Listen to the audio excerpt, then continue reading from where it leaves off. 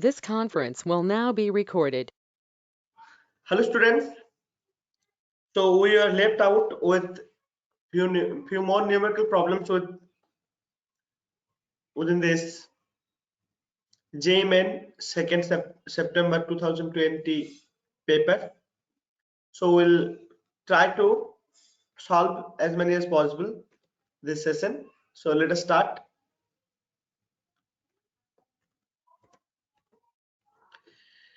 So this question says magnetic materials used for making permanent magnet P. Permanent magnet is denoted by P, and magnets in a transformer is denoted by T, have different properties of the material, of the following. Which property best matches for the type of magnet required? So here I have permanent magnet,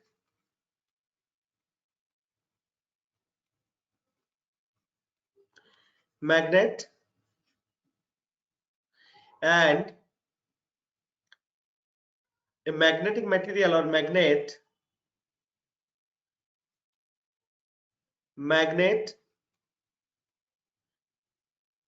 in a transformer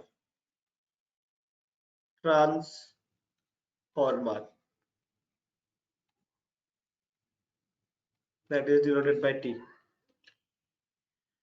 So they have different properties. We know that permanent magnet, its magnetic strength has to be very strong, and also it should not lose its magnetic property easily.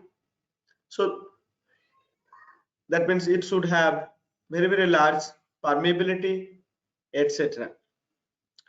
In case of permanent magnet, let us see these two properties here. It is mentioned: retentivity and coercivity. So if you remember this BH loop or MH loop, whatever you say, see, when you magnetize a material by applying external field H, and you just measure the magnetization or magnetic induction B, let us say, and draw it for a ferromagnetic material. Obviously, when you draw it, see the loop, actually it goes like this, it increases like this. Okay, magnetic induction increases like this. First few, like up to certain applied field, it will be linear, and then it will be non-linear. After that it will be saturated. Okay, after saturation, if you withdraw the magnetic field, how it goes like this again. Actually there will be some symmetry like this. Okay, so this is a BH loop and or hysteresis loop. You look the magnetization, when you make the external field 0 while going in the reverse direction, then the magnetic material will retain with certain magnetization, that is called remnant magnetization or retentivity. Okay, this particular value is called retentivity, okay, or remnant magnetization. And what is coercivity? Coercivity is the magnitude of the field which is required to apply in the reverse direction to make that retentivity 0. So in case of permanent magnet, both are actually large, both this retentivity and coercivity. This is the reverse field coercivity, okay, HC we say, and this is remnant magnetism. Generally it is denoted by BR, MR, etc. So large retentivity, large coercivity, this is the correct option. If we go for the transformer material, transformer actually is uh, made by a material or made of a material which is a soft magnetic material. Okay, and generally this permanent magnet is made out of hard magnetic material. Hard magnetic material will have large coercivity. Okay, so this is hard ferromagnet, and hard ferromagnet magnet. Permanent magnets are made of hard ferromagnet, and transfer transformer are actually made of soft ferromagnet, which has less coercivity, less retentivity.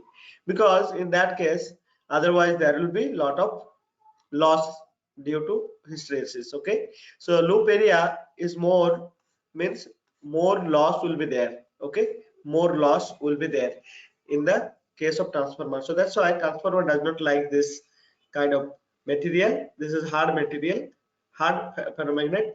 But in case of soft ferromagnet, see it will have a large saturation magnetization like this, but in the reverse direction it will not have, almost not have it.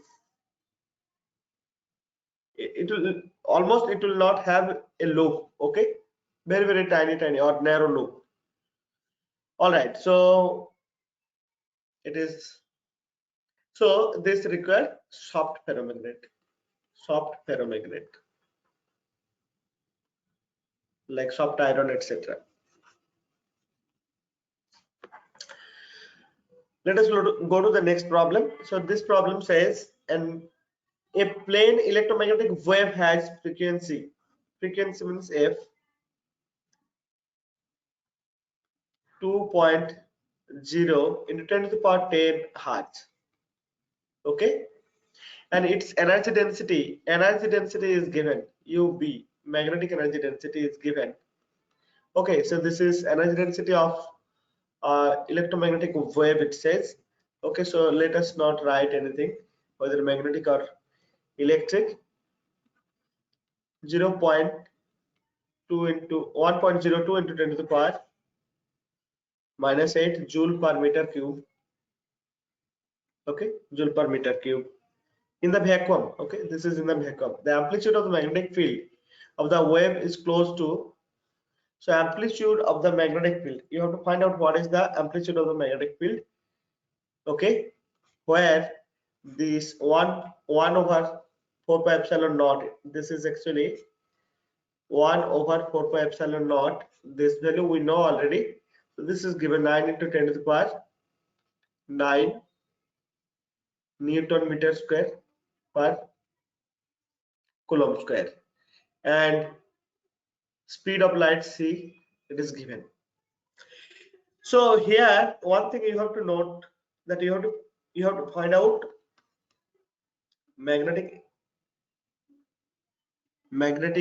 amplitude of the magnetic field, and you have been given energy density. So as you know, energy will be actually equally distributed to electric and magnetic fields in an electromagnetic wave.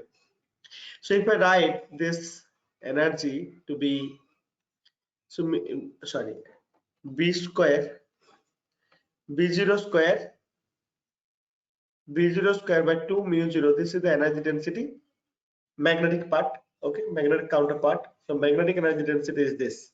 So from here it is easily see, we can easily find out.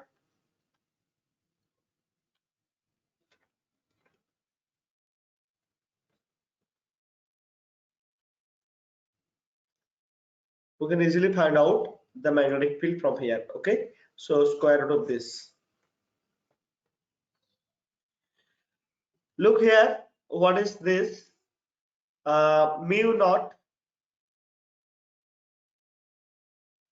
Mu naught, see, directly we cannot use mu naught, value of the mu naught. So since this thing is given, we can actually use this little bit tricky way or like indirect way. So I have to calculate V0, which is square root of 2 mu0 V0, sorry, UB, energy density UB.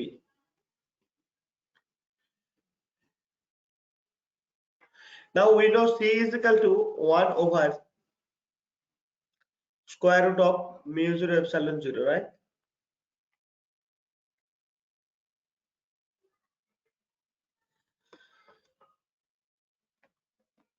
Okay, better we'll keep it as square itself in the beginning. Let us keep it square so that we get this. C, let us make it C square and see what we get. C square means this one, okay? 1 over this mu0 epsilon naught. Now I have to find out mu0. I'll just keep this side. So mu0 will be equal to 1 over C square epsilon naught. Okay. So look here, then what we get if we put this value, so B naught square is equal to 2 mu naught is 1 over C square epsilon naught, and energy density is given already. I'm not putting the value still. Let me multiply 4 pi 4 pi, so 2 pi. So I'll just multiply 4 pi in the numerator and 4 pi in the denominator. 4 pi epsilon naught C square. So this value I can use what is given 9 into 10 to the power 9, that part we can use. And so magnetic density is given, frequency is given.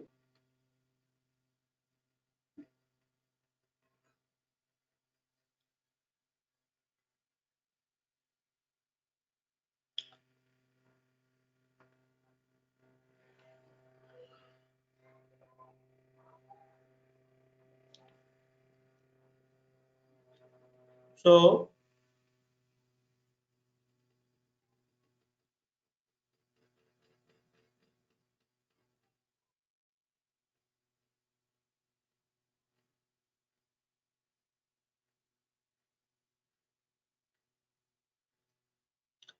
I don't think there is a requirement to use the frequency.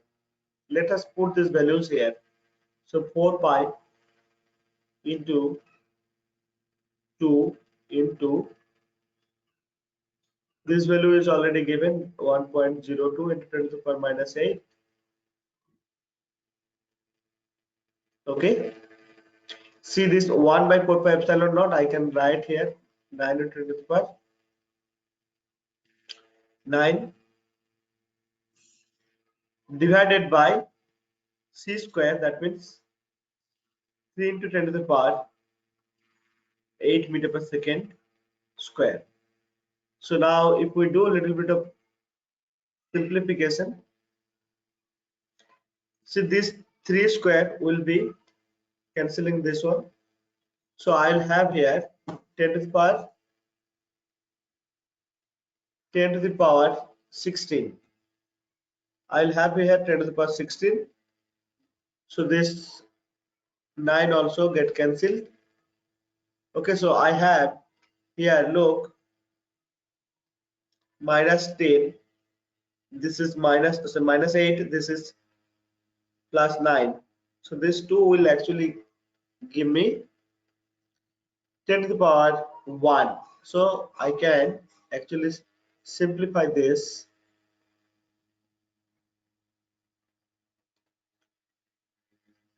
with 10.2. Okay, 10.2. This, so 4 for 16 pi. 16 pi. I'm sorry. 8. 10.2 into 8.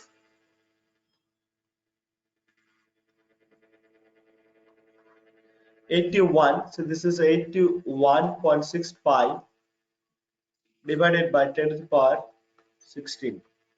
Okay. So, but the answers are not in that unit, isn't it? So what to do? We have nano Tesla. Okay. So this is again b square. It is again b square. I have to bring it into b. Okay. So I have to take square root of that. Square root of that. If I just do this square root business, then I should have got b naught nearly equal to 160 nano Tesla. Okay. This is very simple calculation till this portion, but you have to anyway do the square root of this. So you can do certain approximation, obviously, and then get this. Okay. All right. So let us go to the next problem. This problem says interference fringes are observed on a screen by illuminating two thin slits 1 meter apart with a light source having wavelength 632.8 nanometer. The distance between the screen and the slit is given as 100 centimeter. If a bright fringe is observed on a screen at a distance 1.27 millimeter from the central bright fringe, that means this yn is given. So suppose this is a fringe, bright fringe, let us say. So this bright fringe is situated at 1.27 millimeter from the central bright fringe. Then the path difference between the waves. Then the path difference between the waves means, see, path difference, this is one wave, another wave is going from here, right? What will be the path difference between these two waves? And obviously, you know, we had already derived this path difference earlier. So this path difference is nothing but this one. You look here, if I just drop a perpendicular, this one, so this is the path difference, and we had calculated this. If this angle, if this angles are, if this angle is theta, then this will be obviously d sine theta. Okay, d sine theta will be the path difference. Okay, so what was the question? If the fringe is seen at a distance 1.27 millimeter from the central bright fringe,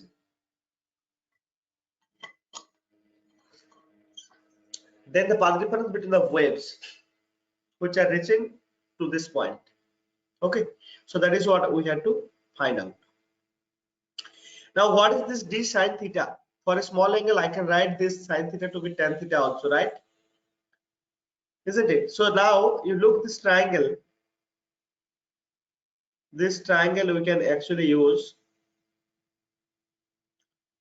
If you look this triangle, this is parallel to this, so I'll have a triangle.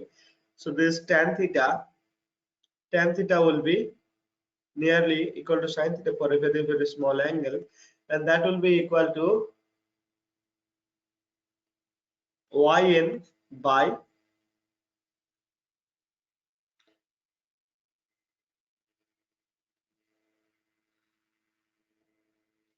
yn, in the sense this is actually uh, beta actually this fringe was divided by beta divided by d.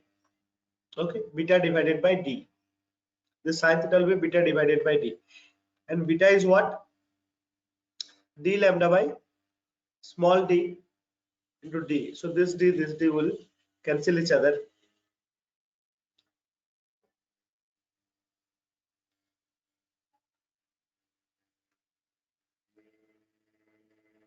So what we have to find out? We have to find out what is this path difference. Okay, I think we have to use this value given, so better not to go with beta. I think we can go with this from the figure itself. So we'll write y by d, yn by d. Suppose this is nth range, which is same.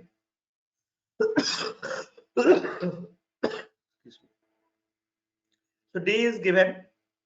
So path difference, see this one. How I can write path difference? Let us say delta. So d sin theta, d into yn by d. So d is given as 1 millimeter. So 1 into 10 to the minus 3. Yn is given 1.27 into 10 to the power minus 3 divided by 100 centimeter means 1 meter apart. Okay. So 10 to the power minus 6, 1.27 into 10 to the power minus 6 meter. So this is nothing but this micrometer, 1.27 micrometer. So this is what is the answer. Now, okay, just a minute. I'll just drink some water and come.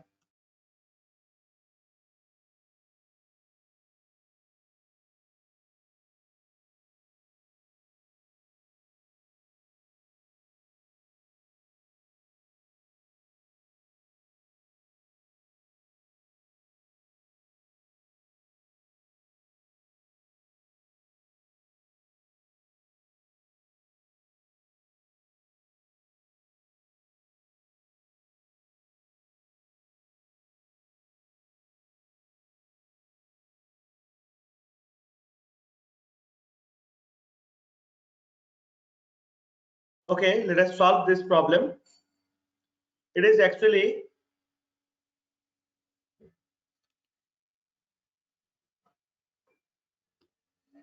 this is from nuclear fission reaction. So let us see. In a reactor, 2 kg of uranium, 2 kg of uranium, 235 92 is fully used up in 30 days. So in a nuclear reactor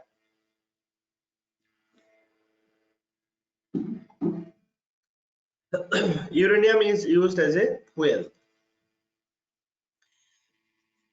Okay, and by controlled fission reaction,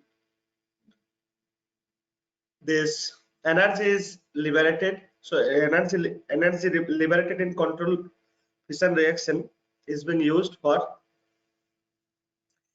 as actually used as like used to produce the electricity, that is thermal power. Okay, so in the nuclear power plants. Okay, so we have Bhabha Atomic Research Center in Mumbai. There, if you are having a chance anytime later, you can just go as a researcher or visitor and see the plant. So there, uranium rod is being used as a fuel. So here also in this problem, there are 2 kg of uranium, which is used for 30 days. That means the whole month. Okay, for disintegration. And energy released per fission is this 200 mega electron volt. Given that the Avogadro number is this per kilomole, and if 1 electron volt is 1.6 into 10 to the power minus 19 joule, then the question is the total energy released will be how much of this? Oh, I see. No, this, I think this is the half of the question. Let me tell you the full question. the power. Okay, the nuclear, I think the power, we have to calculate the power. Okay, power we get, okay, the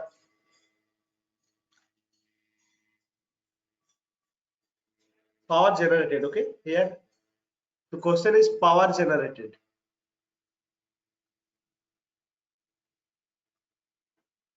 Power generated, okay, after the whole fission is over. Okay, so whole disintegration is over.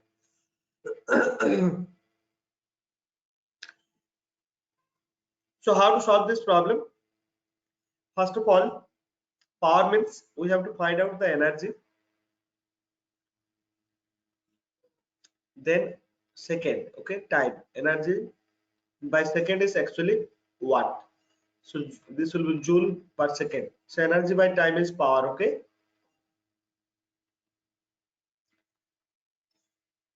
energy by time. So time is 30 days, so that I have to make into second.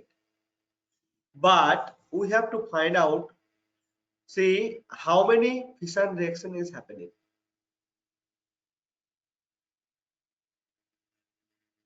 So it is not very tough to find out how many fission will happen.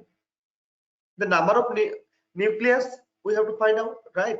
Number of nucleus, how many nucleus are there in 2 kg. So all of them will actually take part in the fission reaction. So per fission reaction we get 200 MeV. Then for all the number of nucleus, uranium nucleus present in 2 kg will will release how much of energy. That is what we have to find out. So energy released will be, before that we need to find out how many nucleus are there. So this is the Avogadro number per kilo mole. So you look here. So 235 kg actually is 1 mole, equivalent to 1 mole. Then 1 kg, 1 over 235. So 2 kg, 2 kg. So this is kg. 2 kg equivalent to 2 by 235. This much mole. Okay, this is actually kilomole. So in 1 kilomole you have this many number of nucleus. So number of nucleus will, so number of nucleus, number of uranium nucleus will be Avogadro number into 2 by 235. Okay, this is the one. Okay, so once we find out that, then I can multiply with this. So this many nucleus are there. So per nucleus it will be 200. So this many nucleus will release 200 into this. This is electron volt. It is in mega electron volt. I have to multiply 10 to the power 6. Along with that, 1.6 into 10 to the power minus 19. This will give you in joule. Okay, this will be in joule. Once we get in joule, then, excuse me, actually I'm getting some throat irritation, but anyway we will continue this. So you have, see, you have 30 days. So I have to find out the time. 30 days into 24 into 60 into 60. So this is the one. This is the second, in second. So power will be E in joule divided by T in second. So what we have? We have to multiply all these values and then do the simplification. So N is the Avogadro number, 6.023 into 10 to the power 23 into 2 into 200 into 10 to the power 6 into 10 to the power 1.6 into 10 to the power minus 90. Okay, this is in joule. Okay, now divided by 230 into 30 into 24 into 60 into 60. So all these things are there. So if you do the careful calculation,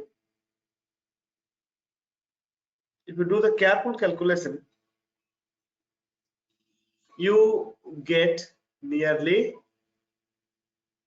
60 megawatt. Okay, this is actually in watt unit, because this is joule and this is in second. So you should be able to get 60 megawatt. Okay, so this calculation I am leaving on you, not very tough. We can just take this. Let me just do it once for you then. Okay, let us do it. So this part you can just, for the sake of approximation, we can just take it as 6, then 2. Let me first go with the power. So this is 25, then 31. So 31 minus of 19, this will give you 12. So 10 to the power 12. Okay, in in the denominator I have 1, 2, 3. So it will be actually 10 to the power 9. So now 10 to the power 9, and this is 1.6. So this I can actually make 16 just by multiplying 110 to that.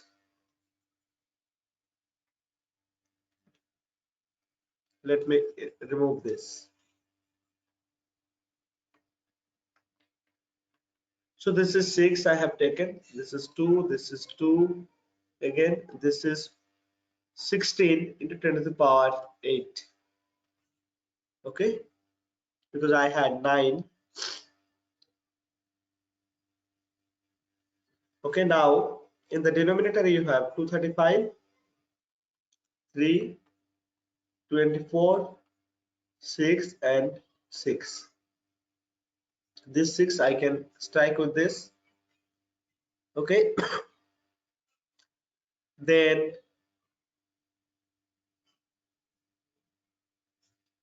this 2, this is 3, another 2 is there.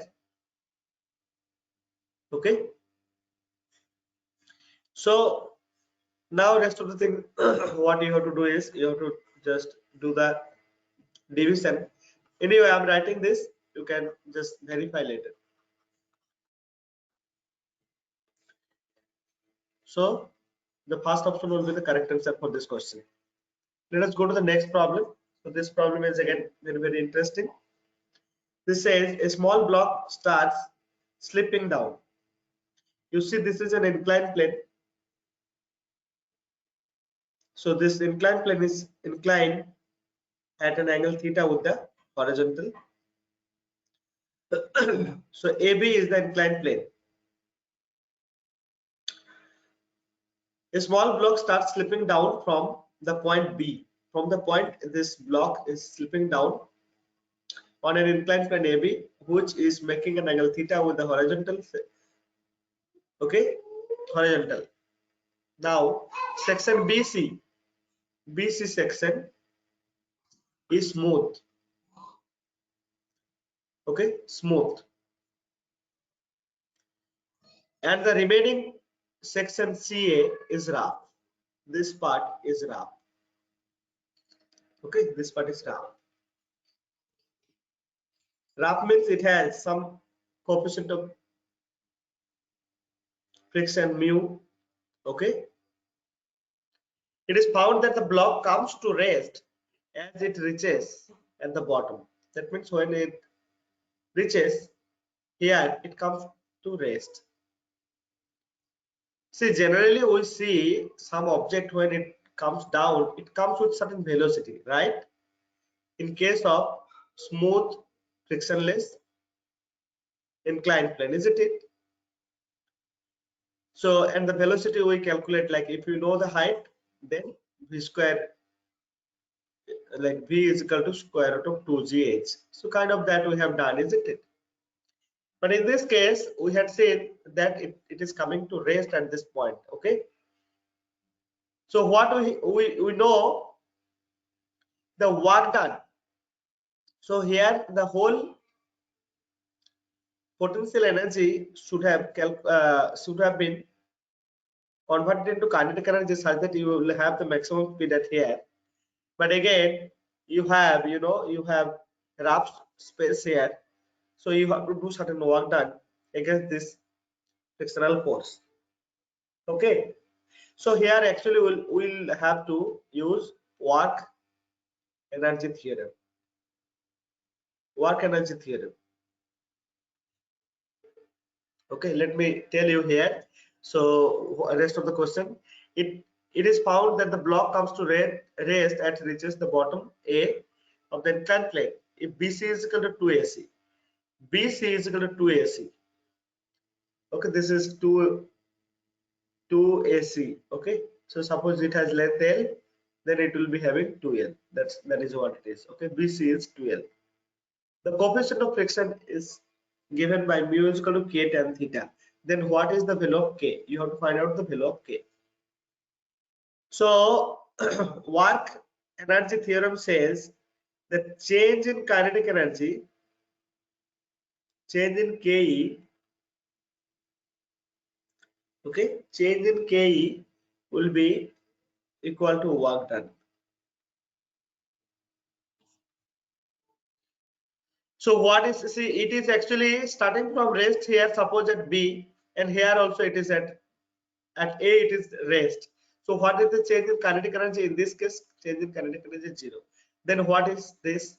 So the total work done total work done will be equal to 0 here. Work done by what? Work done by the gravitational force, obviously. Here we are not applying any force from outside, so we are applying gravitational force, so that the work done by the gravitational force will be 0 here. So I hope you have understood this problem. So the question is, a block is just slipping down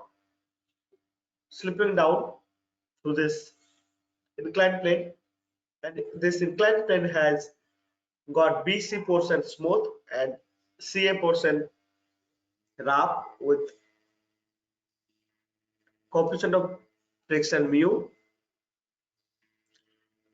Now if this is 2BC, if BC is equal to 2AC, BC is equal to 2 into AC, then the block comes here at A and it comes to rest. So what will be the coefficient of friction is given as mu tan theta. Mu is equal to K tan theta. So this K value of the K you have to find out. So this is not very tough. Now see, at this position I have mg. So what is the force acting in this downward direction? That is mg sin theta, obviously you know that, mg sin theta.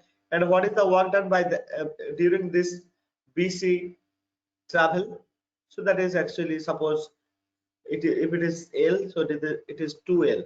This is the work done, and then work done by, so at this portion you have net force. We have to find out net force. So you have net force uh,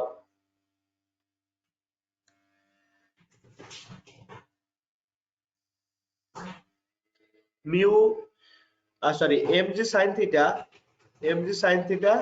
minus mu mg cos of theta. Okay, mg sin theta minus mu mg cos theta into L. So this will actually be 0. Sum of these two forces, this two work done will be 0 actually. Okay, If that is the case, let us see what is happening.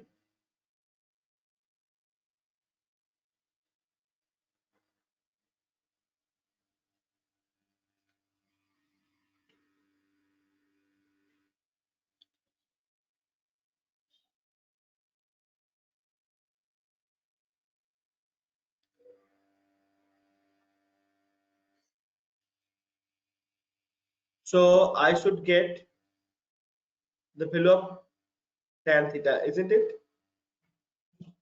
Sorry, k tan theta. So mu, I should get the value of mu.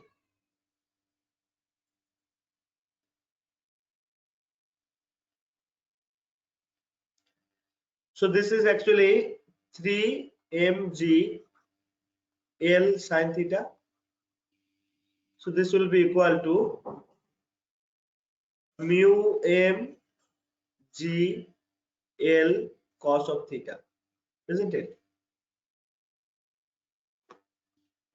So I have got 3 mg sin theta into L is equal to mu mg sin theta. Sorry, this is cos theta. Mu mg cos of theta, because frictional force will be against the gravitational force. That's why the work done is like this. Okay, so let me just show you here. So mu mg cos theta will be this way, mu mg cos of theta, and this way there will be mu mg sin theta, downward direction. So you have to take the resultant. So that is what I have written here into L. L is the length of this portion AC. Okay, so from there I am just getting mu mg L cos of theta, cos of theta. Okay, so mu, see, mgl I can strike them out. Then I get mu is equal to 3 tan theta. Okay, so see in the question, actually this is a question B section question. So you have to find out what is the value of k. So k is, so mu is equal to k tan theta. Here if I compare, then what is this? K is equal to 3. K is equal to 3. Okay, so this is the answer here.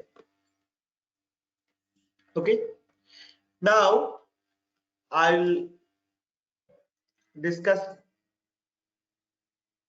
two more questions here. So those questions are not mentioned, like not given here. Let me write down the question. The first question says, this is 18, question number 18. A circular coil of radius 10 centimeter.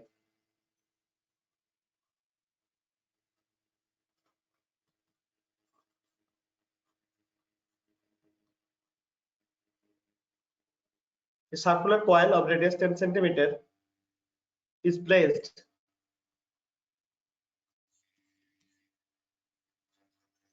in a uniform magnetic field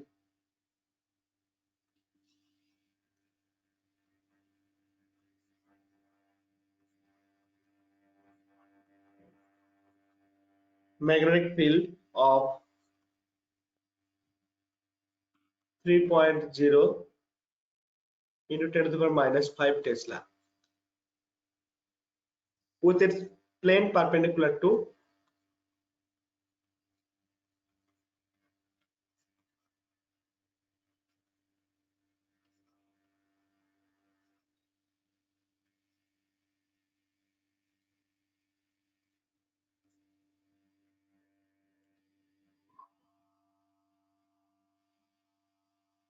the field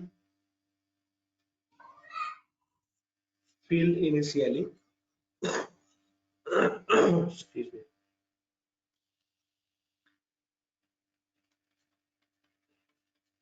Initially, it is rotated at constant angular speed.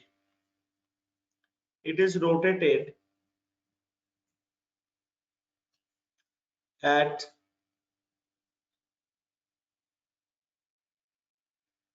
constant angular speed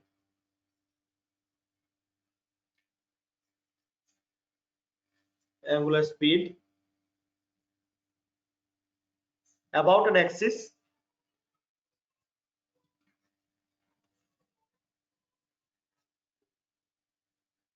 perpendicular, okay, about an axis along the diameter.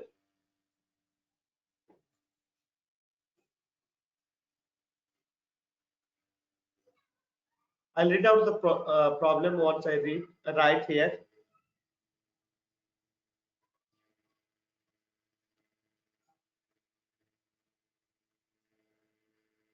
While in perpendicular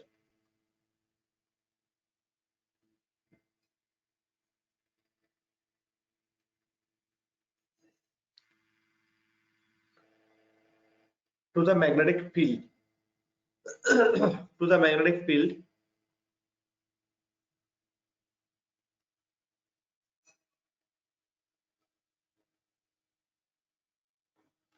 so that it undergoes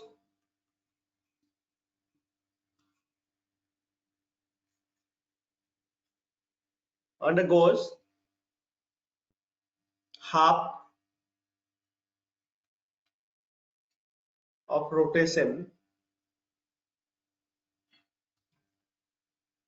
in 0.2 second. The maximum value of EMF induced,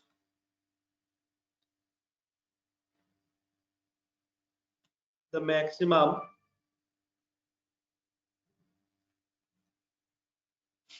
value of EMF induced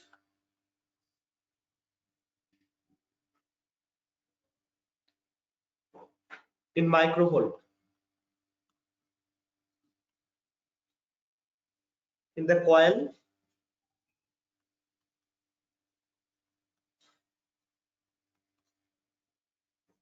will be close to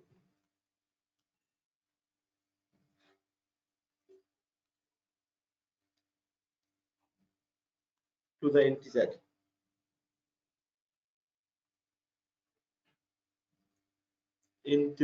is dash. Okay, so you have to find out that. I just read out the problem.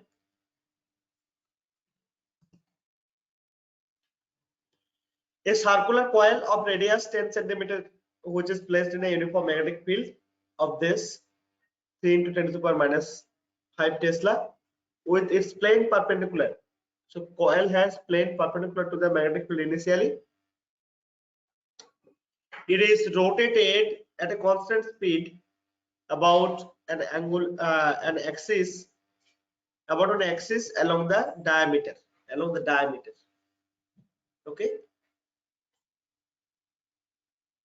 of the coil and placed perpendicular to the magnetic field, so that it undergoes a half rotation in 0.2 second. Then you have to find out what is the maximum EMF induced. See, look, the situation is something like this.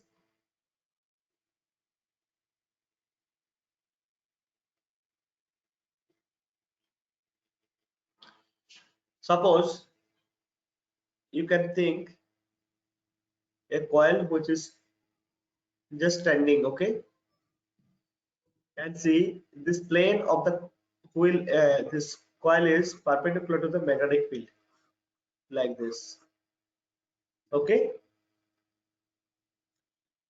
Now this coil is rotated, this is magnetic field, uniform magnetic field, and this coil is rotated about an axis which is actually along the diameter, and that diameter is perpendicular to the magnetic field. Diameter is perpendicular to the magnetic field, okay. So about this diameter it is rotated, circular coil is rotated. Now what is the EMF induced in the coil in this case, okay. So how to find out that? So you know, in case of this kind of coil rotation, you have to first of all find out what is phi. So induced EMF is actually E is equal to minus d phi by dt, d phi by dt.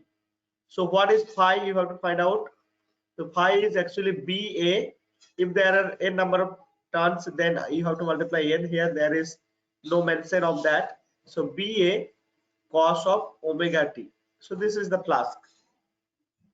A is what? A is the area pi r square and cos of omega t. Now what is omega? Say half a rotation. It says half a rotation. Half a rotation. After half a rotation, you have to find out what is the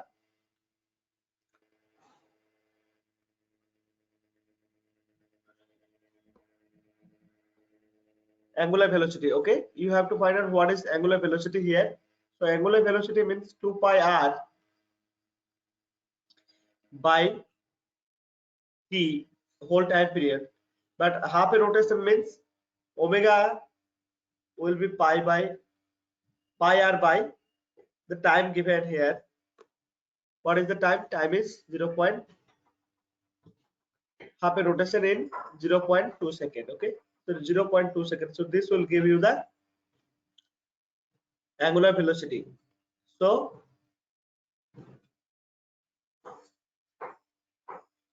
I see this is not 2 pi r. I have to. So for a circular rotation, the whole angle will be, this is a linear rotation. I said linear length. I have to actually get for angular velocity. I have to get the total is 2 pi, right? 2 pi by t. But here actually half of the rotation, that means pi by 0.2. Okay. So this is the angular velocity. So it is pi into 10 divided by 2. That means actually 5 pi. So we have got omega also. Now say EMF will be minus b into pi r square. This is a minus sine omega. So this will be plus sine omega t. Okay.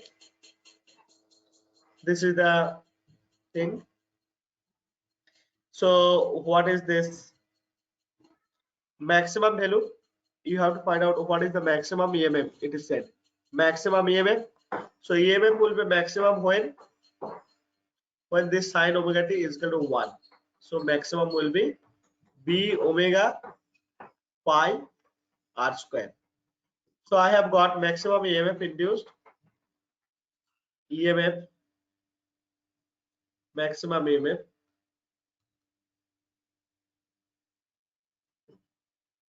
EMF induced is equal to b omega pi r square. I think that's all. Yes, b omega pi r square. So let us put the values. So what is r? R is 10 centimeter. B is given. So what else? Okay, b as an omega we have got 5 pi. So b is 3 into 10 to the power minus 5 Tesla. B is 5 pi. Pi is all right. So now r square is 10 into 10 to the power minus 2 square. Okay, that means 3 into 5 into pi square into, so this will give you minus 1. So this square means minus 2. So it is 10 to the power minus 7 here. Okay.